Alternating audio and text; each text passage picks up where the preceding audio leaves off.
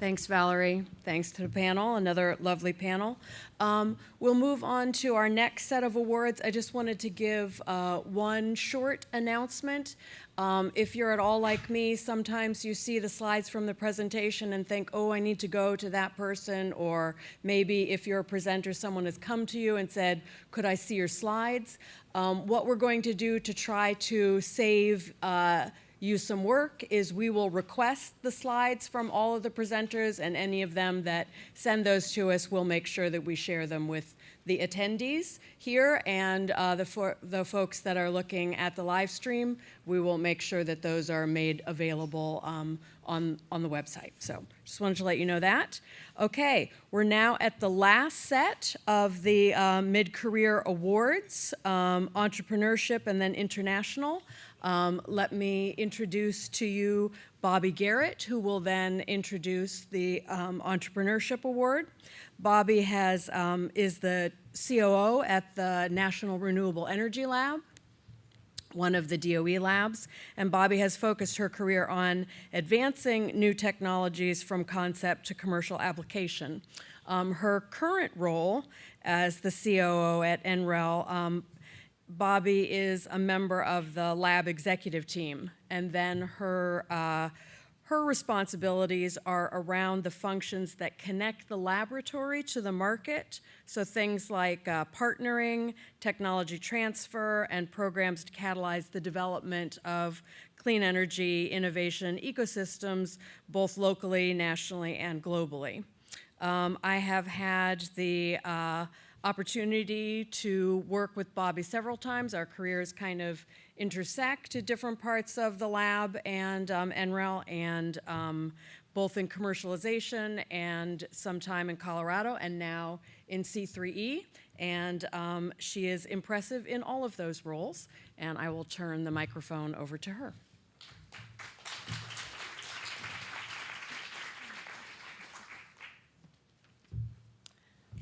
Thank you, Carol.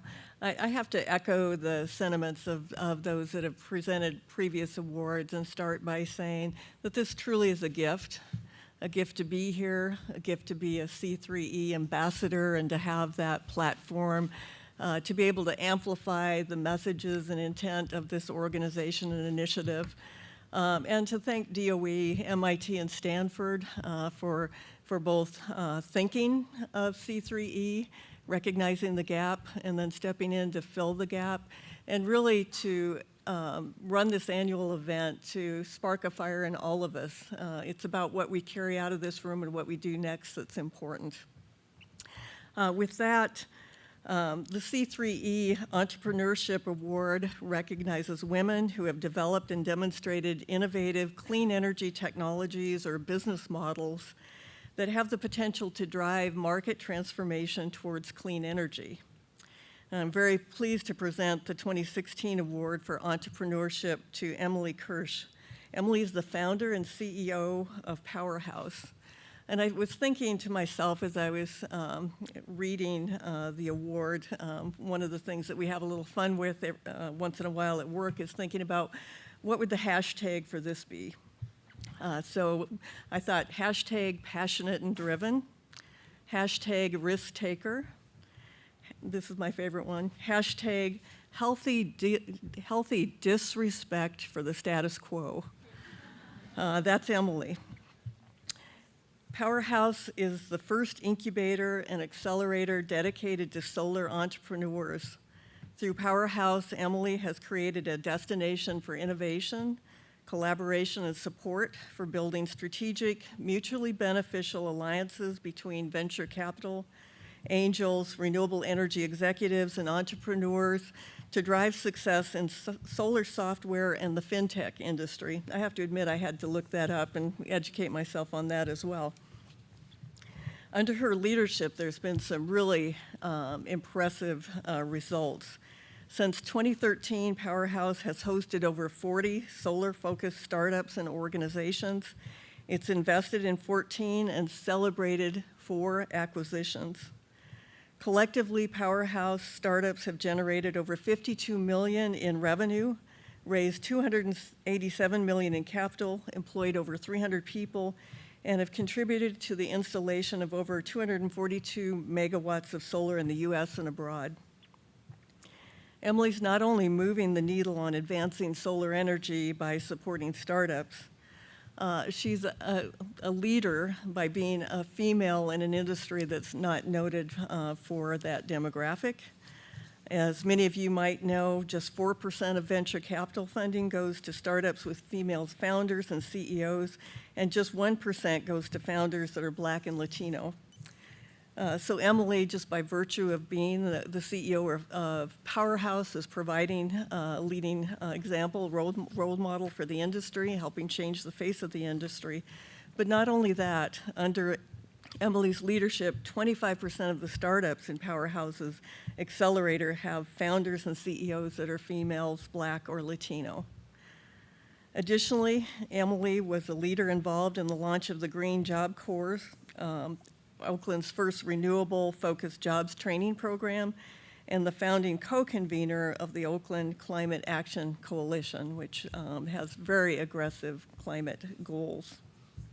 Please join me in congratulating Emily for this award that recognizes her leadership in entrepreneurism and her commitment to inclusion.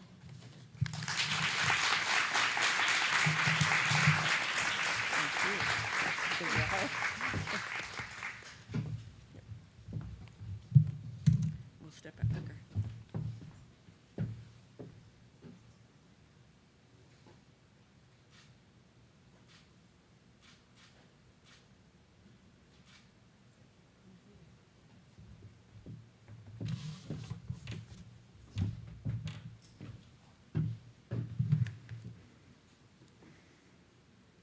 All right. First, thank you, Bobi, for your leadership and for the really warm introduction. And I want to begin by thanking all of the C3E ambassadors. And I would actually love for you to just raise your hands if you're a C3E ambassador in the room. Thank you so much.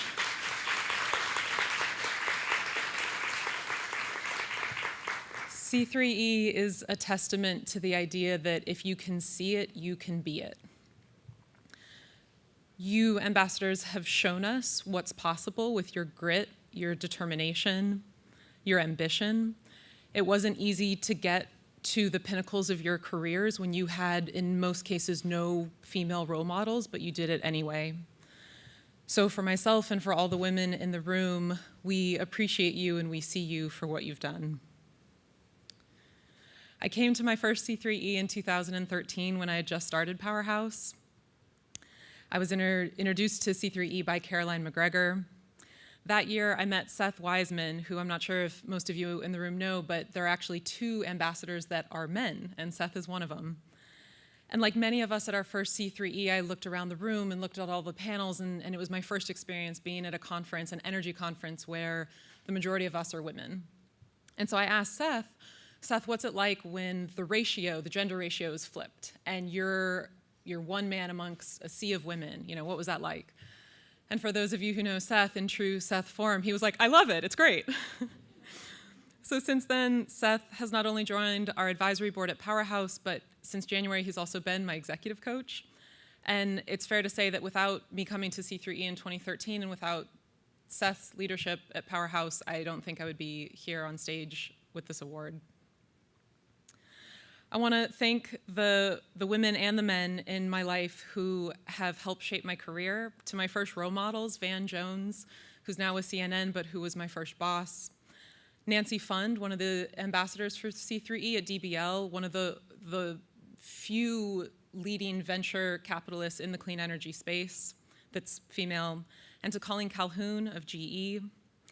Also to my peers, many of whom were here over the past few days: Kate Steele, Erica Mackey of Grid Alternatives, Hillary Pearson of ComEd, Kristen Kirsch of Nextracker, Alyssa Newman of Google, Jamie Dean of the 11th Hour Project, and Claudia Ezeguirre of PV Complete, one of our first investments.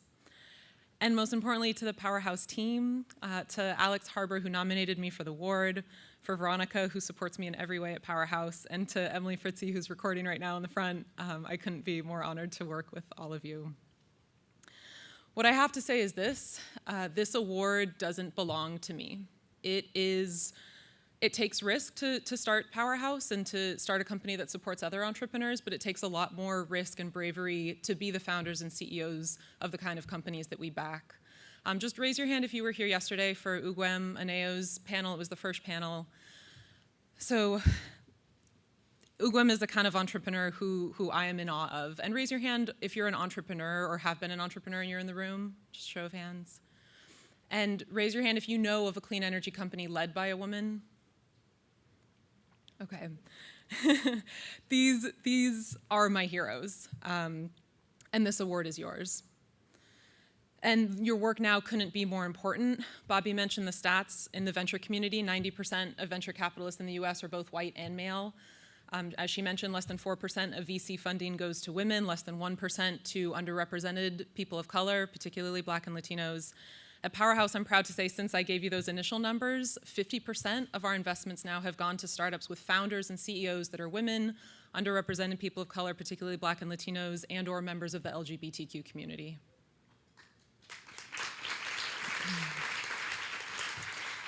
A report by McKinsey tells us that diverse firms consistently outperform industry norms when it comes to returns. So to close, what C3E embodies is the idea that empowered women empower women. So we have a responsibility to empower ourselves so that we can empower others. Yesterday, today, and tomorrow, all of us in our own unique ways are going to continue to work in education and government and business and advocacy, research, law and finance, international work, and absolutely at Powerhouse and beyond in entrepreneurship to change the way energy is done. So I'll end with this. My dad grew up Jewish in East LA. My mom grew up Lutheran in rural Minnesota. And while they were both raised with religion as young adults and into adulthood, they were no longer religious. But when they had my brother and then myself, and as we were kids, they wanted to instill some daily practices and values that they thought would make us better people. So they said, we said something every day together before they went to work and before my brother and I went to school. And to this day, I say the same thing to myself every day before I go to Powerhouse. And it's really simple, but it's had a profound impact on who I am and my career. So I'll leave you with these words. Let's be bold, let's be kind, let's learn something new, let's be grateful, and let's be forgiving. I'm incredibly honored and grateful for this award, and I'm going to use the support from C3E to continue to build Powerhouse so that we can back entrepreneurs that are changing the world. Thank you.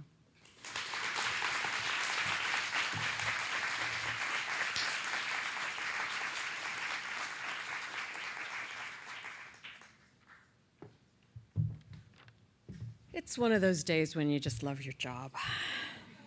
Okay, now the International Award. Let me introduce you to yet another fabulous C3 ambassador, Roshanda Van Leeuwen, who is the chair of International Institutions Global Partnership, Global LPG Partnership.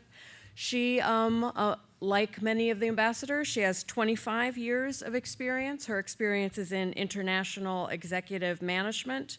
She founded and led the United Nations Foundation's work on energy access and its engagements with the United Nations Sustainable Energy for All initiative. She's a globally recognized expert on energy access.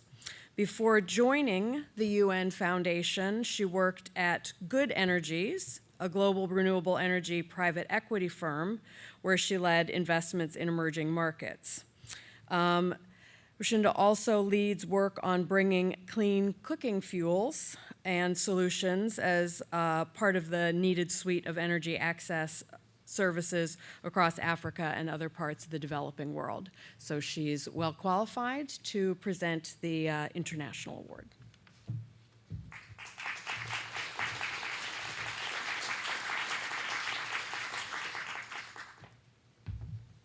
Thank you very much. And there's been a lot of thanks to C3E, and I really want to say from the beginning, having been with C3E since it really started, how grateful I am that the recognition of the international work that many American women are involved with has been included from the founding of C3E. And so it gives me particular pleasure this afternoon to be able to present this award. Allison Archambault, who is the 2017 international recipient of the C3E award, is somebody who I've had the pleasure of knowing for about the last decade. And in fact, I had introduced her to the role that one of her roles that she currently has. She's president of Earthspark International, which has been really a groundbreaking non-profit organization working to help bring energy access to Haiti. We've already heard in previous panels about some of the work of utilities in different islands in the Caribbean, including our own US Virgin Islands. Haiti still has the lowest energy access of any country in the Western Hemisphere. And Allison and her team have really been working to solve that through just tremendous work, first of all, on the household energy solutions, and then developing the first solar hybrid, and now I think maybe completely solar, microgrid in Western Haiti. She's seen some challenges. They had a very bad hurricane and have had to rebuild that grid in Haiti as well. But this has only been one of the enterprises that she's been involved with since she's been president of Earthspark International. In addition to the work in Haiti, and let me just say, Allison is a very versatile leader. A few years ago, she called me up and she said, Richenda, I've got to tell you. And I said, what have you got to tell me? She said, I've come up with this great marketing slogan in Haitian Creole for the work that we're doing. And I said, well, what is it? And she said, well, energy pop, si plop plop. And I said, well, that's marvelous, but what does it mean? And she said, clean energy is quick and easy. And indeed, I think Allison and her team have really exemplified just immense effort and achievement to help bring energy access and to make it quick and easy. And we know that it's never easy, but certainly they've been really making great strides to make it quicker in Haiti. Beyond this, she's also a co-founder and advisor of Spark Meter, which is bringing low-cost smart metering also to grids as well as off-grid situations in a lot of developing countries. She has a previous background. I could go on. She was a business liaison at 3Tier, which was a renewable energy mapping firm, and before that worked as a director at GridPoint. She started her career also in the Caribbean, working with Soluz USA, which I think gave her the energy access bug, and we're very, very glad that she's never lost it. Allison has a BA from Tufts, and at the same time that she was president of Earthspark, she also completed her master's at Johns Hopkins in international policy between 2013 to 2015. At the same time, she has her own consulting firm and is a board member for Walltime, which works on electricity load shifting as well. And she's a terrific mentor to young women in the sector. So I will just finish by saying about Allison, because she inspires me every single time I meet her with her enthusiasm, with her commitment, with her versatility and her passion. Anne-Marie Slaughter, you may recall, several years ago, had a very, very well-known article, and I think it was a book as well, saying you can't have it all. Well, to me, Allison in her work to bring international energy around the world really exemplifies that as a woman, you can not only do it all, but you can actually do it all at once. Allison, thank you.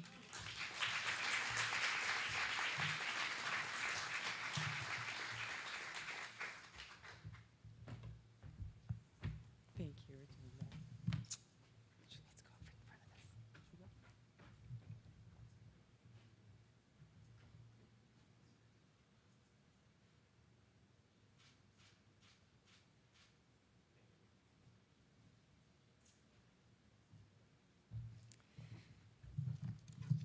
Thank you, Richenda. Richenda is responsible for my being here today. I had happily shifted careers out of the dusty and sweaty work that is rural solar electrification when Richenda suggested that I have a phone call with the founder of Earthspark. I signed up for a 6-month contract with Earthspark, and that was 7 years ago. I wish this whole energy, clean energy revolution, sustainable energy for all, eradicate energy poverty work were actually plop plop. But it's taking a little bit longer than I would really like to see it happen. I'm constantly amazed by how long this stuff takes, but we'll get there. And thank you, Richenda. Your leadership in the world of energy access has been a driving inspiration to me and to many others, and I do appreciate that you did call me that day. Changing the status quo is hard, especially when people in positions of power say that it is not possible. And in that context, I would very much like to thank the organizers of this symposium. The big deal institutions of MIT, Stanford, and the US Department of Energy, along with this dazzling array of ambassadors, the smartest of the smart. Thank you for coming here and validating that our collective work, some crazy ideas that challenge the status quo. Crazy ideas that women can lead in equal numbers to men, that clean energy and circular economy systems can meet our needs, that social justice can be embedded in the power systems, in all of the senses of that phrase, and that diversity is good. I'm honored and extremely grateful to be on this stage tonight. I've also really loved being in the audience. I build clean energy systems in rural Haiti, and I have the easy job. I face challenges for sure, but it does seem easier to build a town-sized solar-powered smart grid in rural Haiti than here in Boston or anywhere where an established utility and infrastructure exists. I get to work where there is no incumbent utility, and my challenge is to build in today's best practices and today's technologies to build the best possible systems. And I really appreciate the opportunity to learn from all of you and the work that you're doing. Amory Lovins has a phrase, netted islandable microgrids, that he uses to describe the future of big grids, where you have netted big grids, but you have these pockets of local resiliency in the form of microgrids. And in Haiti, we don't yet have the net, but we have the opportunity to build the nodes in the communities. There are over several dozen communities, towns that have no existing infrastructure. With smart meters and deep customer participation, I hope the work we're doing is also ultimately relevant to the work that you are doing here in the States and in other established markets. Huge kudos to the Haitian government and the Haitian community and academic leaders for seizing upon this issue of energy and working to make real progress. We're very excited about the prospect of really scaling up in the coming year. My C3E award is going to Earthspark International's on-the-ground work in rural Haiti and the approach that's baked into everything that we do that's called Feminist Electrification. Whether it's for infrastructure planning or workforce training or enterprise development, our aim is to ensure that the arrival of electricity does as much as it can to truly empower the women in the towns we serve. In this sense, we're addressing both gender and energy norms to unlock huge potential.